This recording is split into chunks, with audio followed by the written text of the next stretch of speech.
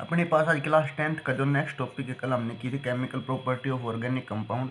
उसमें से एक बेटे आपके पास रह गई थी, लेफ्ट रह गई थी। कल हमने 3 की थी, तो आज होगी एक सब्स्टिट्यूशन रिएक्शन। सब्स्टिट्यूट का मतलब होता है one element, one atom to another, one atom है अनोदर एटम की जगह क्या होगा, रिप्लेस होगा। उसी को आप क्या बोलते हैं, सब्स्टिट्यूट बोलते हैं।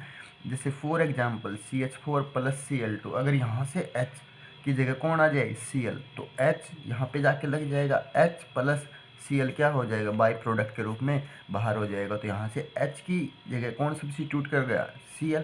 दैट मीन्स कौन सी रिएक्शन कहलाएंगे, सब्स्टिट्यूशन रिएक्शन। इसी प्रकार से अगर हम आगे बात करते हैं सेकंड एग्जांपल की, आपके पास क्या है, ईथेन। ईथेन की रिएक्शन अगर मैं क्लोरीन के साथ कराता हूँ, to form chloroethane plus HCl by product के रूप में। यहाँ पे एक हाइड्रोजन की जगह एक HCl क्या हो गया, सब्स्टिट्यूट हो गया।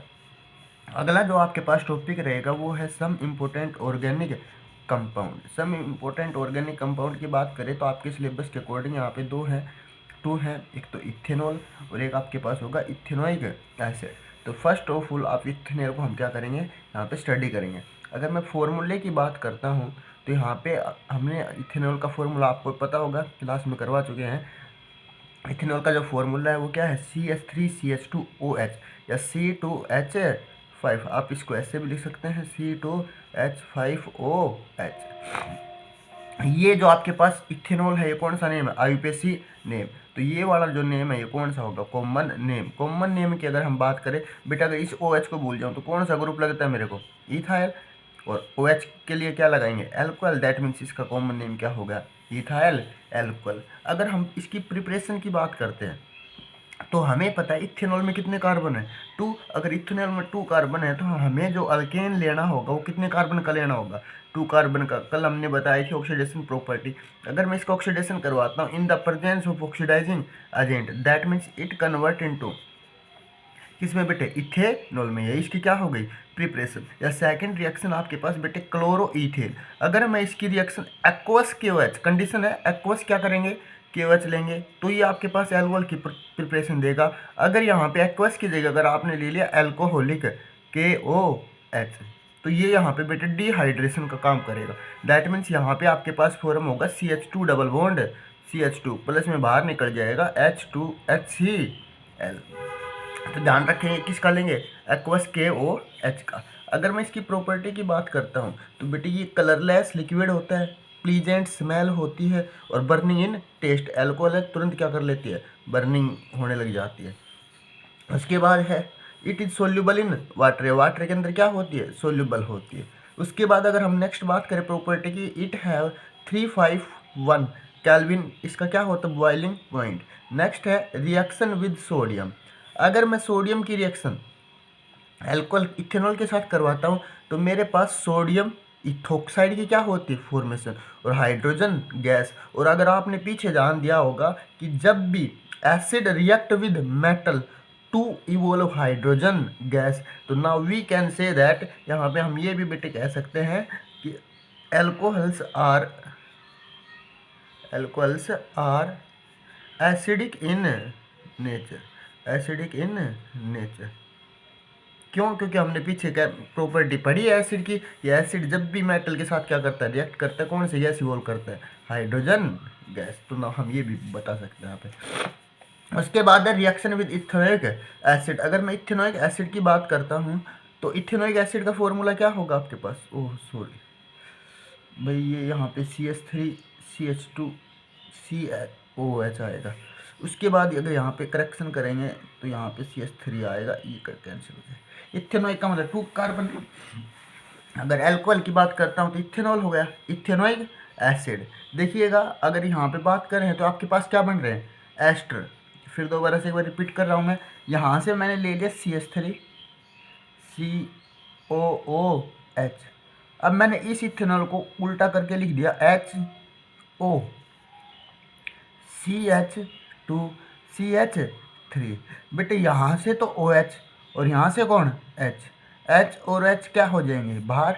दैट मीन्स माइनस तो क्या हो गया H2O, लेकिन यहाँ पे एसिड की क्या हो, प्रेजेंस हो। आपके पास क्या बनेंगे CH3 COO CH2 और CH3, दैट मीन्स क्या है, एस्टर। देखो इस रिएक्शन को आप कौन सी रिएक्शन बोलते हैं, एस्टरिफिकेशन रिएक्शन। तो ध्यान रखना, when alcohol react with acid to form ester known as esterification reaction. अच्छा, एक इसके अपोजिट और होती है स्पोनिफिकेशन रिएक्शन। जब आप एस्टर की वाटर के साथ क्या करवाएंगे रिएक्शन, तो it form acids and alcohol, that is known as क्या कहलाएगी, स्पोनिफिकेशन रिएक्शन। तो अपने पास यहाँ पे मेन इंपॉर्टेंट है फिलहाल के लिए एस्टरिफिकेशन रिएक्शन। उसके बाद आगे बात करेंगे इथेनोइक एसिड।